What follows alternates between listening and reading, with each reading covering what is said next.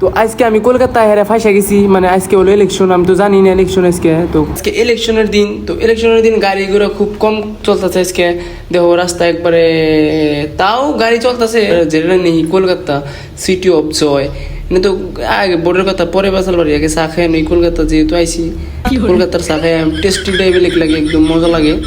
তো তোমরা আগের বার যখন আইছিলাম চার দাম নিচ্ছিল 6 টাকা, তো আজকে হইলো 10 টাকা। বুঝতেছি না বোর্ডের জন্য দাম বাড়লো না কি এর জন্য দাম বাড়লো, দেখে 10 টাকা রয়েছে, 4টা বাড়ছে যেহেতু।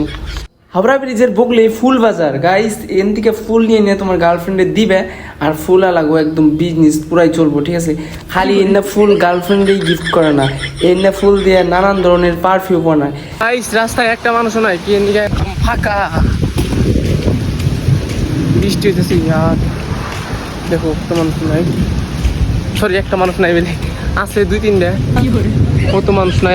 এটা সেই ব্রিজ যে ব্রিজে নিয়ে নানান ধরনের সিনেমার শুটিং হয়, আর এই ব্রিজটা হলো কলকাতার সবচেয়ে বড় আইকনিক ল্যান্ডমার্ক। 1937 সনে এই ব্রিজটা বানানো স্টার্ট করে, আর এই ব্রিজটা বানানো কমপ্লিট হয়ে যায় 1942 সালে।